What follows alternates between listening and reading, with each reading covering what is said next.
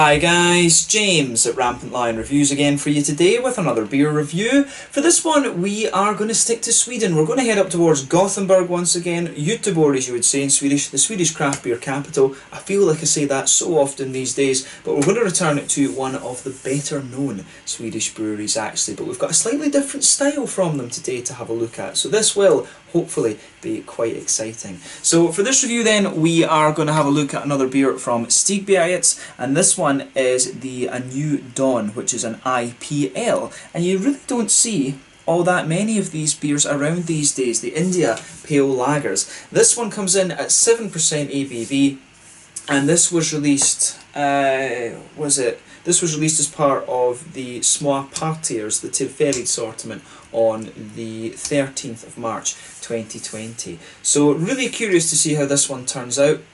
I've had a one lager from Stigbergets before. That was a collaboration with Omnipollo, if I remember correctly. It was the Lucy Hellas, and that turned out to be really nice. So I'm really curious to see what this one has in store for us. I mean, I've always been a big fan of lager beers. I've got more into it again quite recently actually with the Dunkels and things like that. That was thanks to Peter over at the Clueless Drinker, but I really want to make sure I review some more Pilsners and Helles and some more kind of lager type beers for you on the channel over the next little while. So we'll see how we go with that, but very curious to see how this one turns out. This is my first IPL in a good couple of years actually, come to think of it. So hopefully it turns out nicely, and we'll just need to see how we get on with this one. I hope that you guys enjoy my take on this beer as well. So anyway, as is usual with my reviews then, I'll tell you a little bit about the brewery before we taste the beer. If you want to get straight to the tasting, just fast forward. All the usual links are in the description below. That's the brewery website, the link to my other reviews that I've done from Stigbergets before. There must be about 20 or 30 of them in there, but do check them out if you're interested. I'm sure there'll be more added in the near future. There's all the usual social media down there as well. If you want to see more reviews, do please consider subscribing to the channel. The whole channel has a geography-based tagging system, so you can go into the homepage and search for beer based on country, city, state, county, prefecture, whatever it is you're interested in. Do check out the playlists of beers from different countries. There is one there for all the Swedish beers that I've reviewed for you. That's being added to pretty much all the time. So do get in touch and let me know some of the other beers and breweries that you guys would like to see me review. It's always great to hear from you guys that are watching the videos, and the support that you show the channel is hugely appreciated. So anyway, to tell you a little bit about Stigbergets Bryggeri then, on to my brewery notes. So as I've told you before, Stigbergets are based in Gothenburg, Göteborg, and they were founded by Nils Holdkrantz and Richard Simonsson, and the pair own two bars that share the one kitchen. This is the Bar Kino and the Hagebjörns Cafe, both of which are located on Linnegatan in the city, and they opened back in 2007. And the building itself is actually an independent cinema, which I didn't know until I actually went to visit it. But originally the idea was to brew a few beers that they could sell in the bars, and this led to them kegging and then selling the beer to other pubs, and eventually to bottling it as well, which began in November of 2014. So their original beers were mainly kind of English and German styles, but of course this brewery really made its name with the more hoppy American styles of beer, and that was thanks to a guy called Ole Anderson, who was the original head brewer. But he's a co-owner as well of OO Brewing. He's moved on and was replaced for a period of time by Barnaby Struve, who was one of the vice presidents at Three Floyds, and he has moved on as well. But recently they opened up a new brewery at Untappd in Gothenburg. I believe that was at the end of 2018 if I remember correctly, but they brew 5,000 litre batches at a time there, and they've also been working on some sour beers as well. I do need to try and review a few more of the Stigbergets sour beers actually, because I've not reviewed all that many of them for you here on the channel, so that's something I definitely need to make a sort of short-term goal out of. But they also started selling their beers in these 440ml cans, and this will also allow them to export a lot more as well. So those of you watching further afield, I'm sure we'll find some more Stigbergets beers on your shelf quite soon. But they now have a brew team of Ollie Banks, who used to work for Beavertown in London, and also Lucas Munraid, who used to work for All In Brewing, one of the numerous gypsy brewers that you'll find in the Gothenburg area, and a very good brewery in my experience too. But they open up the brewery every so often to have a bar, and they're currently working to open a bar in Stockholm as well. I believe it might have just opened. I'm filming this review for you on the 15th of March, and I think just within the last week or something, or maybe maybe on the 1st of March. I can't quite remember, but the bar in Stockholm I think has just opened. But as of March 2020, when I'm filming this review for you, they've produced about 60 different types of beer according to Untappd. So if you want some of the Stigbergets beers in Gothenburg, go to Bar Kino or the Hagabeons Cafe. You'll also find a number of the OO beers there. It's sort of the unofficial tap room, if you like, and if you want them in Stockholm, then you can go and check out their bar. I think it is just called the Stigbergets bar, if I remember correctly, but I'll check that for the next video and update my brewery notes accordingly. So yeah, that's all you really need to know about Stigbergets for the moment. If you want to learn more, of course, you can check out the brewery website. You can follow them on Facebook and Instagram to keep up to date with all the latest goings on, and you can check out the Rate Beer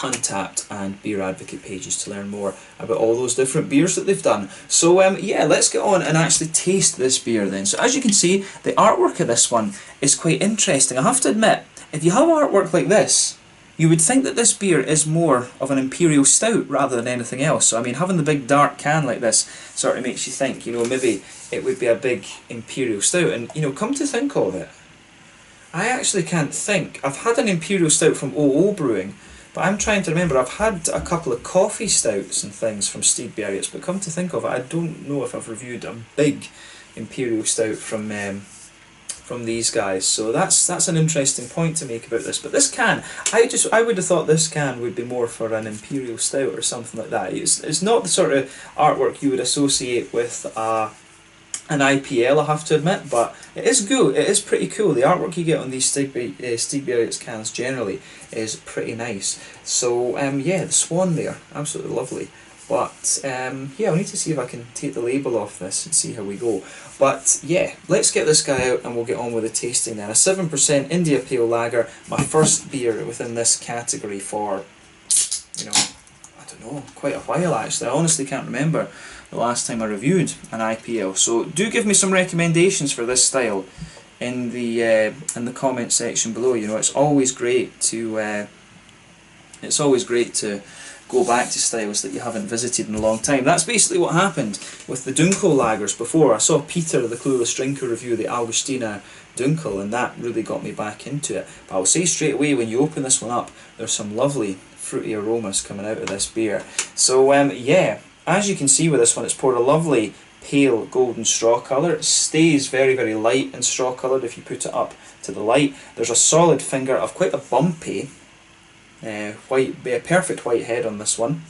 One or two big bubbles sticking towards the side of the glass, but quite a few making their way up towards the bottom of that head there. I mean, there's nothing overly surprising about this beer in terms of its appearance when you consider it as an IPL, an India Pale Lager. You would usually expect them to be this sort of goldeny, maybe very slightly amber colour. You know, it depends on what types of malts and things you use in them, of course. But like I said, the last lager I had from Stigbergets, the Lucy Helles, based on the German style Helles, or and the equivalent of the Czech Svetli and Letzak and things like that. But I mean, you know, the colour of this one is not surprising at all, and I was impressed with that beer I had from them before, the Lucy Helles. I think that might still be available, so try it if you get the chance. But let's look at the aroma then and see how we get on with this one. Ooh, it's quite interesting. I will say, when you open up the can of this, you get a lot of lovely kind of hoppy notes out of it. The aroma that I get off of this, it did make me wonder if it was Citra and Mosaic maybe that's coming out of it. There was a few sort of telltale sort of signs there. But when you put your nose into the glass, I find this one smells quite differently. It really smells a little bit more kind of bready, and it does smell a little bit like, it's got that sort of Germany base to it, you know, the sort of, I don't know if it's quite Munich malt, but it's got that lovely kind of white bready sort of base to the aroma. You can pick out a little bit of a kind of biscuity malt in there as well, a little bit of that McVitie's Digestive sort of thing. And there's something about the aroma as well it's quite hard to describe, but you can almost smell that this beer comes across as just quite crisp. And Pilsner malt, I'm pretty sure there will be some Pilsner malt in this, but you can just tell on the aroma, it's almost just like how sharp the malty side of the aroma is. It's just very like, you get it towards the front of the nose and you'll just see that when you smell this one. It's got this little sharp thing that kind of tells you that it's just a bit of an indicator of Pilsner malt being in there. But yeah, when you actually go in and smell this one, it's really the malt that comes out. And I mean, it's 7%. Normally lagers are between like 4.5, 4 point, 4.5's maybe a bit light, maybe about 4.8 to about 5.5 is your typical German lager percentage, to be honest. And I think the Czech ones, if I remember rightly, the Czech ones do seem to follow that, follow suit with that as well. So I can understand why the malt's a little bit more prominent in this one. But it really does smell just very bready. You don't get the same fruitiness out of the aroma when you actually go in and examine it. On the hoppy side of things though, you get a little bit of earthiness, you get some nice floral notes, and there's also a little bit of grassiness there as well. I wouldn't be surprised if they're using one of the German hops as the bittering hop in this one, and then the other hops that they've added in, I'm sure it will be dry hopped. Just, yeah, I think you can smell it's a little bit dusty, so I do wonder if it has been dry hopped. I would suspect the other hops have been added on later on in the brew, so they might have used like either classic Hallertau or Tettnanger with this, or maybe they've used something like Hercules, one of the slightly Pearl or Hercules would be the slightly stronger ones that they could use. So yeah, it does have a little bit of that German noble quality to it, the nice light grassiness, the quite bright floral qualities, but not spicy in the same way that the American hops are, or the New Zealand ones. So you definitely get some of that. And on the fruity side of things, it's got a little bit of a kind of mango-y type vibe to it. You get a wee bit of a slightly limey character, I think. Can you pick it more out of the can? Now, when you open the can up, there's a lot of stuff comes out of this one, but the aroma, it's actually quite hard to pick out the different fruity qualities. So I mean, I'm sure if I think back to what there was, it was a little bit mango-like, there was a little bit of a papaya, maybe papaya type thing. I do wonder, citra, there was something told me that might have been a little bit of mosaic or something like that too. But on the fruity side of things, when you go into it, it's a little bit more kind of lemony and limey and zesty. I don't think it's quite enough lime to be Equinox. I do suspect it might be Citra. And there's a very good Citra Pils actually from Germany. There's a brewery called Munich Brew Mafia. They've got a beer called Don Limone, and it's a beautiful Citra Pils. If you're into this sort of style, see if you can get a hold of that. That's a lovely beer. But yeah, this one, quite lemony and zesty in the fruity notes. More limey, to be honest. It's more of a lime zest actually. But yeah, there's a little bit of tropical fruit in there, and it's kind of mango-y, papaya-like, to be honest, in its flavour, or its aroma rather. So take a bit of time and enjoy the aroma of the beer before you get stuck into it. But we're going to have a taste of this one now and see how we get on. This one is a New Dawn, an IPL at 7% ABV from Stigbergets in Gothenburg here in Sweden. Let's get stuck in. Slange, skål.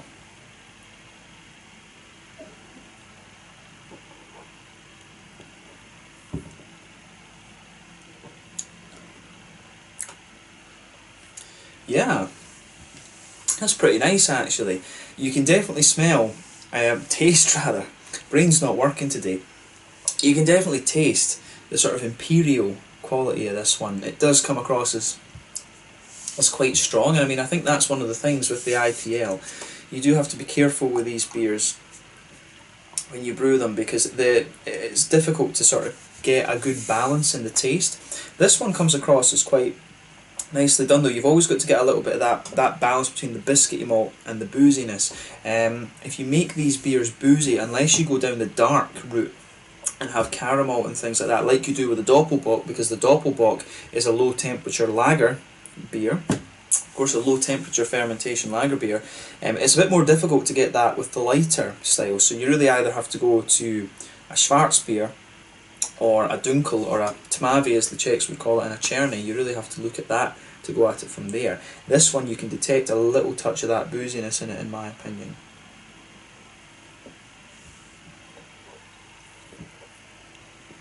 But I like it. I do like this one. So I have to admit, it's one of the annoying things actually about the craft beer world, is there's always such hype around the IPAs, but I'd love to see some of these breweries experiment a little bit more with the lager beer. So hopefully Stigbergets are going to do this. I mean, there's so many hops. You could brew pilsners with the likes of Nelson Sauvin or Nelson Sauvin from New Zealand, or Enigma from Australia, Styrian Wolf from Slovenia. You know, those would give you some really lovely, light, juicy tropical fruits. Mosaic pills would be quite interesting as well, come to think of it. You know, you've got all these hops out there that you could use to brew a pills and experiment with it that way. But as far as I know, not a lot of people have done it actually. So that's an interesting point. Maybe some of the smaller breweries in Germany have done that. I know that the brewery in Heidelberg, the Kulturbrauerei, the brewer there like to use New Zealand hops as well as the German ones. So maybe it's been done on a very small scale, but in terms of the beer that you can get a hold of quite easily, it really isn't done that much actually. So hopefully the lagers are starting to take a little bit more prominence. I'd really like that.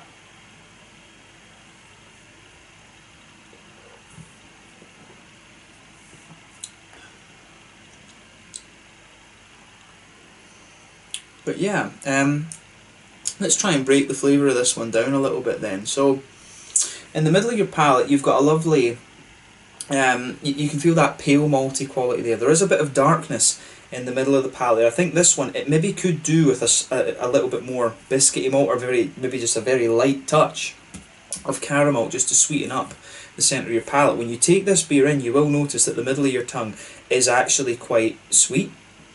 So, but that doesn't last kind of into the aftertaste. In the middle of your palate, like I say, blanketed with that kind of nice white bready malt, you can detect at the back of the palate there's a wee bit of that Pilsner quality there. If you come forward into the centre of your tongue, you do get a little bit of that kind of darker flavour from the booziness of the beer.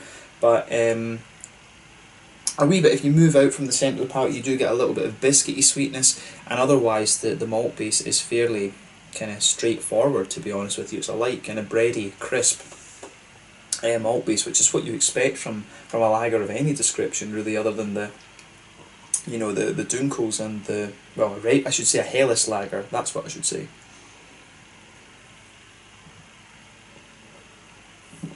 But yeah, really some nice sweetness to this when you take it in.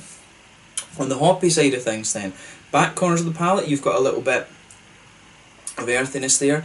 As you come further forward, you can feel it gradually becomes a little bit more floral and spicy. I think maybe what I said earlier about it being a German hop as the base hop, I think that might be wrong, because the floral qualities in the flavour are a bit different, so maybe I've got that wrong. But round the very front curve of the palate, the beer's a little bit lighter and grassy. Then behind the front curve of the tongue, you've got that nice oily bubble where those juicy fruity esters start to push their way out, and this is where it really kind of shines actually. You do get a little bit of bitterness as you go further into the aftertaste. You do get a little bit of bitterness out of this one, which is quite nice. We need to think about what IBU this one is for the mouthfeel part, but yeah, the fruity side of this beer is pretty nice.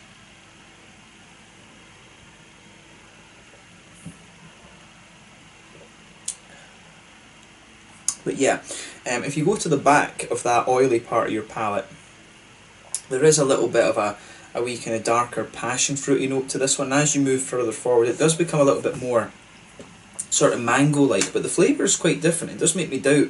I was thinking there might be Citra in this one, but having said that, I'm not quite sure. It could actually be something like Idaho 7, because it's got a lot of very soft tropical fruit to it, so it could well be Idaho 7 that's in this one. As you move a little bit further forward on the palate there, you get a few lighter things like papaya, or maybe a wee bit of pineapple or something. Could be, I mean, the other thing that it could be would be Galaxy, because I don't think it's quite a dark grapefruit. It's maybe more of a kind of slightly stronger passion fruit, so it could actually be Galaxy that's in this, come to think of it, because with Galaxy you'll get the darker passion fruit, but then you'll get some of the lighter kind of tropical fruits in there as well. So could be interesting to think about these. I like playing guess the hops with these beers.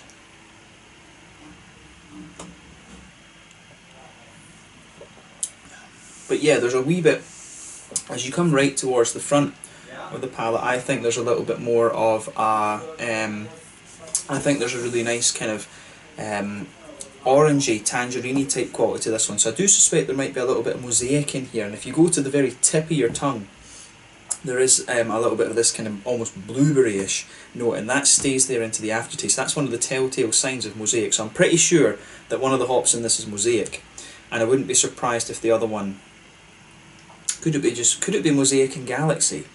I don't know. There's something that tells me it's either Galaxy or Idaho 7 in this. I don't think it's Citra. I would be surprised if it was Citra that's in here, come to think of it, because the fruits are a bit different. It's a bit more passion fruity.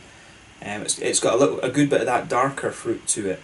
So I'm tempted to say Galaxy actually, but yeah, interesting. I'm not sure where the tropical side of this beer is coming from, but I'm pretty sure the more orangey and citrus side is coming from Mosaic.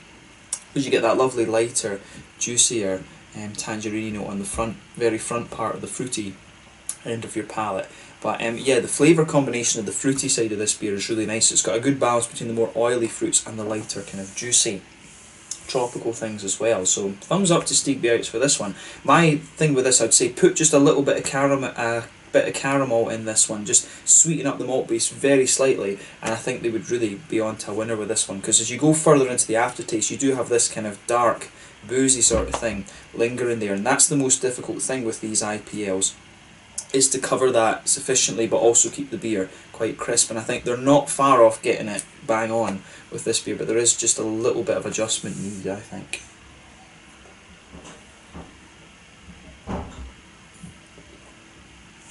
But at the same time it is quite sweet when you take the beer in.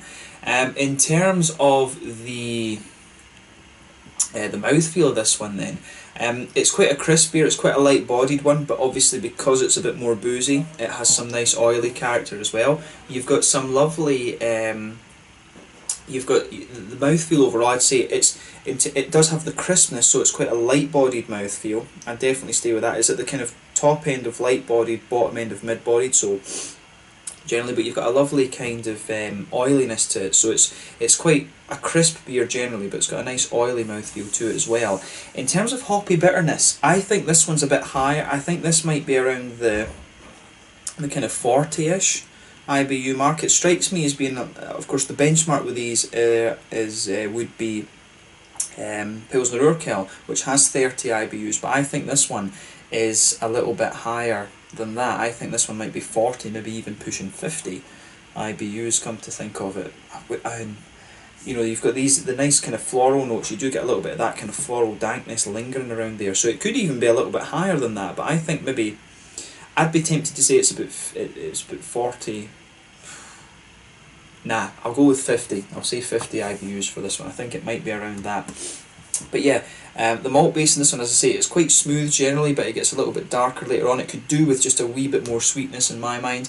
But you've got some nice hoppiness to the beer, like I said, and you've got a good balance between the kind of the fruits in this one. You've got a bit of darker tropical fruit, some lighter juicy stuff as well, but then you've got that more oily orangey kind of tangerine note balancing the beer out. But overall, it's really nice, this one. I wouldn't hesitate to drink it again. It'd be cool to see them do these a bit more regularly and try different hops and things with them, so hopefully we see a few more things from them. I think this beer cost me like, was it 35 crowns or 40 crowns? It was something like that, and I mean for an IPL at 7%, that's pretty good actually. You know, the price of this beer was very reasonable. It might have even been 45 crowns. So yeah, about €5, £4 or something for a can, you know, for a craft lager. It's okay, especially when it's an imperial one, so, or India Pale Lager, IPL, Imperial Pale Lager, whatever. But yeah, a nice beer, this one, and I do hope we start to see more of these. Do give me some recommendations of IPLs to look at in the description below. I'd love to review more of these and get back into the style a little bit if you like. So yeah, let's leave it at that for this one. A nice example of an IPL from Stigbergets, and hopefully we see more of them. So yeah, thank you again for watching my beer reviews. As always, please like, subscribe, share, all the usual YouTube stuff. Let me know your own thoughts on this beer in the comment section below. Give me some beer recommendations. Let me know what your favourite Stigbergets beers are. All of this kind of thing. Let me know some other breweries to check out. But thank you again for watching, and I will catch you guys very soon. This one was a New Dawn, an IPL coming in at 7% ABV from Stigbergets Bryggeri in Gothenburg here in Sweden. Until the next time, Slanja just now, and I'll catch you guys later. Slanja, skål, cheers.